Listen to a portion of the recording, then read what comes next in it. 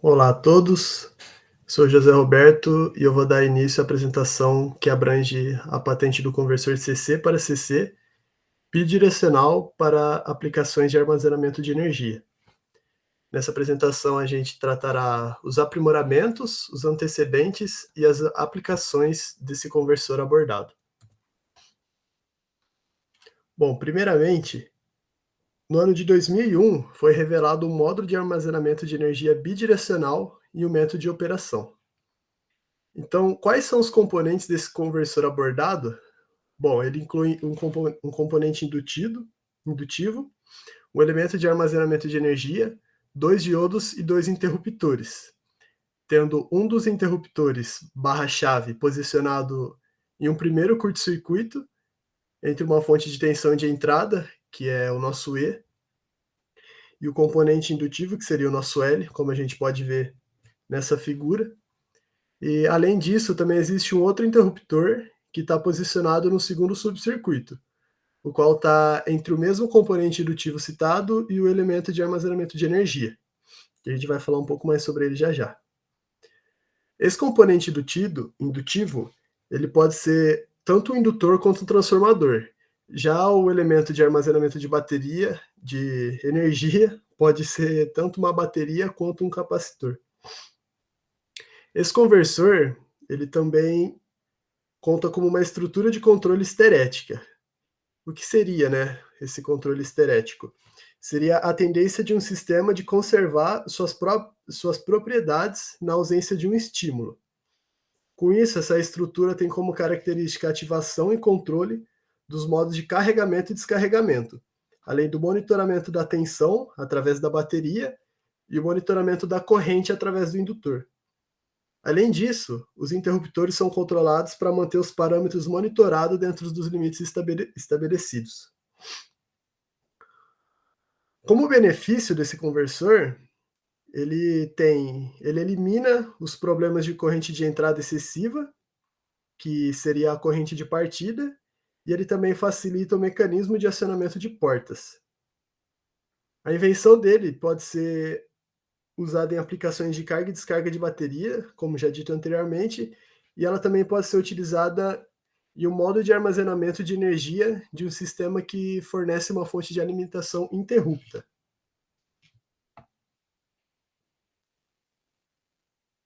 Bom, a invenção abordada, ela se refere a um circuito conversor CC para CC melhorado, né, aprimorado.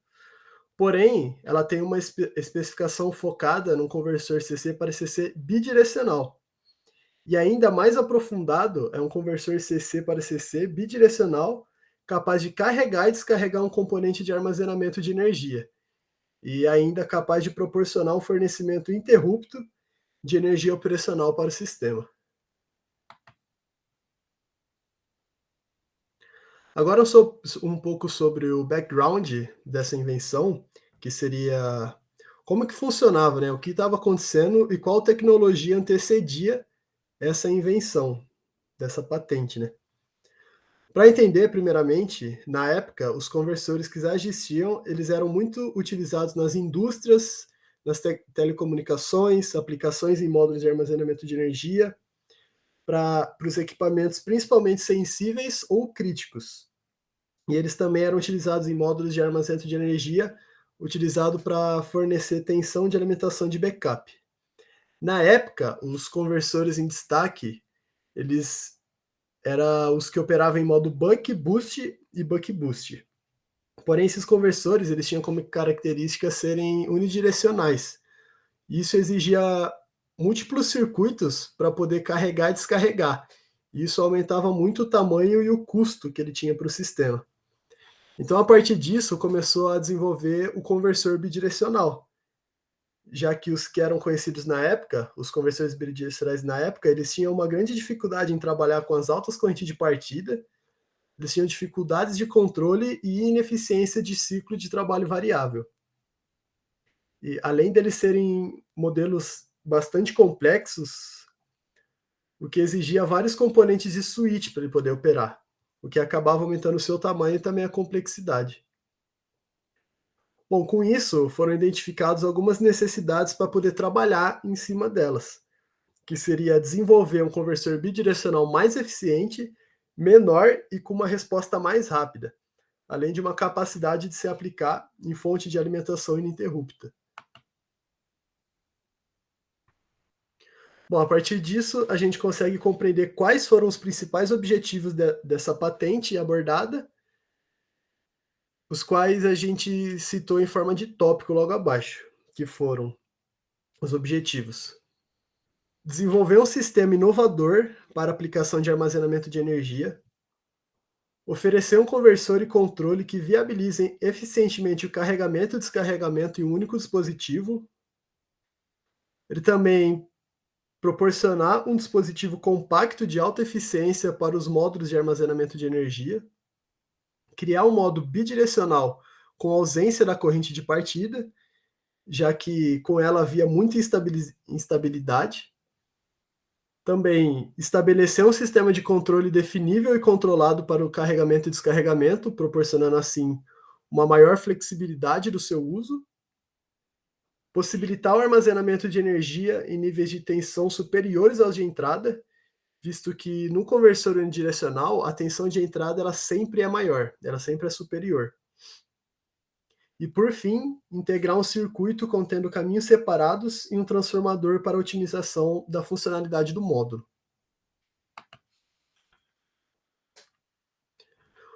Portanto, foi separado rapidamente as características e vantagens desse conversor bidirecional, além da sua realização técnica e suas eventuais aplicações.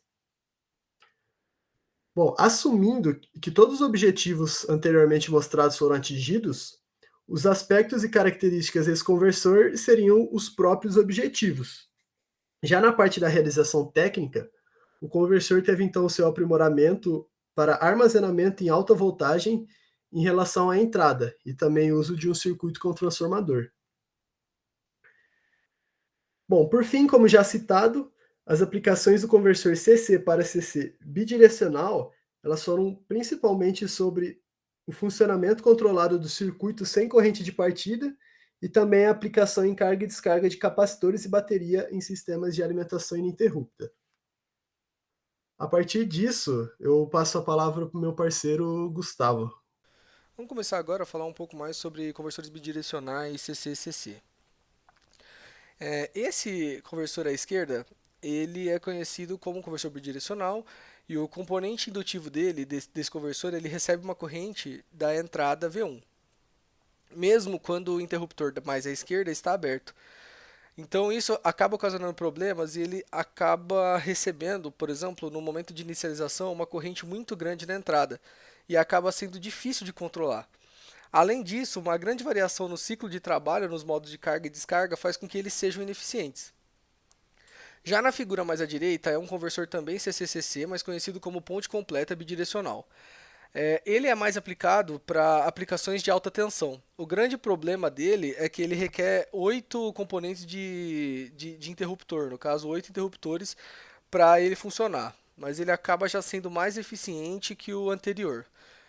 Logo, o objetivo do trabalho em si que a gente está analisando é criar um conversor bidirecional definido, com um tempo de resposta mais rápido, sem problemas de corrente alta na inicialização e adequado para aplicações de fornecimento de energia contínuo. Em muitos sistemas elétricos é desejável ter um fornecimento ininterrupto de energia elétrica. Equipamentos contendo componentes informatizados, por exemplo, podem representar mau funcionamento, perda de dados, desligamento ou ser danificado caso houver uma falta de energia, mesmo que seja momentânea. De fato, em várias aplicações, o fornecimento de alimentação ininterrupta é crucial. A fonte primária de energia gerada pelo motor em uma aeronave comercial, por exemplo, é respaldada por uma fonte de energia de bateria. Se o sistema de energia primário falhar, o sistema secundário, alimentado por uma bateria, deve fornecer o suprimento ininterrupto de energia para os sistemas críticos da aeronave, como controle de voo e gerenciamento de voo. Nessa imagem, podemos ver a representação esquemática de um conversor bidirecional que já era conhecido na época. Se tratava de uma estrutura de conexão paralela que foi utilizada também no projeto. Pode-se notar que existem muitas conexões eletrônicas conectadas aos conversores CC. que por sua vez estão conectadas ao barramento, que seria o DC Bus, o 306. Aplicando o exemplo dado anteriormente do avião, podemos exemplificar que os subsistemas 300, 302, 304 se resumem, por exemplo, ao controle de voo, gerenciamento de voo, comunicação de voo e outros subsistemas críticos que podem se assemelhar. Pode-se notar também a existência de um componente ou módulo de armazenamento de energia no meio do circuito, que seria o número 314. O mesmo possui um conversor bidirecional, que será carregado enquanto a fonte primária estiver funcionando, assim recebendo energia do barramento. Dessa forma, se a tensão do barramento caia para um valor abaixo do projetado, a carga armazenada na bateria ela vai entrar a meio de somar para que a tensão se estabilize em um valor estabelecido para o funcionamento dos conversores CCCC e acabe não prejudicando os nossos subsistemas. Essa figura agora, ela representa um diagrama de uma realização de um circuito conversor CC-CC bidirecional que foi utilizado, no caso, na invenção que a gente vai comentar agora.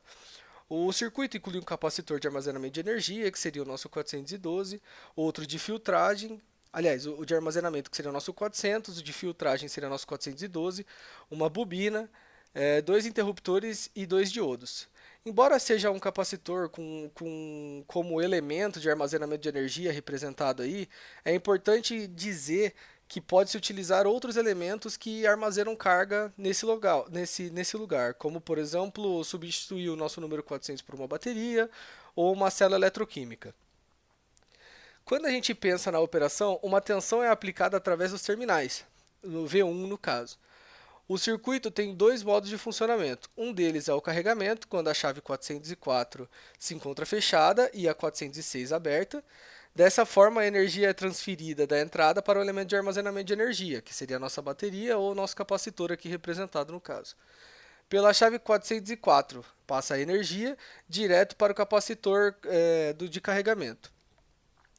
Outros modos de funcionamento pode ser visto quando o interruptor 406 se fecha ao mesmo tempo que o 404 é aberto, fazendo com que a corrente flua no sentido contrário, assim utilizando a bateria como fonte de energia para o sistema. A transferência de energia da tensão de entrada para o capacitor de armazenamento é controlada pela abertura e fechamento periódico dessas duas chaves. Aqui a gente vai falar um pouco agora sobre a parte de controle que foi utilizada nesse estudo. Que no caso, ela acaba sendo essa imagem uma configuração de controle, né, que pode ser usada para o circuito de conversor CC-CC bidirecional. No caso, aqui a gente vai ter o CHG, que é um sinal gerado para carga e descarga na linha. O sinal determina indicando um estado alto ou baixo de um conversor, se o conversor irá operar no modo de carga ou descarga. Com o sinal determinado alto, nesse estudo, foi representado que a saída da carga é ativa assim que ativado o módulo 504, enquanto o sinal baixo pode ser utilizado para habilitar o modo de descarga na saída da chave 2. A corrente no circuito é medida através da entrada 508 e é comparada no primeiro comparador de controle 510, que vai comparar essa mesma corrente com a corrente que passa pelo nosso controlador 512. Se o comparador determinar que a corrente do indutor atingiu ou excedeu um nível estabelecido, o sinal será mandado para abrir o interruptor S1. E de maneira análoga, ocorrerá se a corrente for abaixo da estabelecida, ele fechará o interruptor S1. Um segundo comparador, 516, da estrutura do controle de carga, faz a comparação da tensão com o 504, através do elemento de armazenamento de energia. O mesmo agora ficará analisando e comparando a tensão. Assim, quando a tensão chegar em um nível alto ou exceder esse nível, mandará um nível para abrir no caso, a chave S1. E da mesma maneira, se a tensão for abaixo, o sinal será mandado para fechar o S1. Dessa forma, a porta S1 vai ficar apenas quando os dois sinais do comparador do interruptor mandarem um sinal que deve ser fechado junto com um sinal de carga e descarga do CHG. Quando o elemento de armazenamento de energia já estiver suficientemente carregado, esse interruptor se manterá aberto mesmo que a entrada 510 acuse que a corrente chegou em nível mínimo. Assim, tudo dependerá do nível de armazenamento da energia ter atingido seu nível máximo. Dessa forma, e apenas dessa forma, assim o interruptor S1, no caso, vai ser aberto. O interruptor 2 vai funcionar de maneira análoga ao interruptor 1, mas sempre de maneira contrária. Dessa forma, quando o interruptor 1 se fechar, o 2 vai abrir e vice-versa, assim permitindo a descarga do nosso armazenador de energia. Aqui a gente consegue analisar, por exemplo, as formas de onda que ilustram a operação do modo de carga durante uma janela de tempo específica. A mesma também pode ser vista e aplicada para o modo de descarga.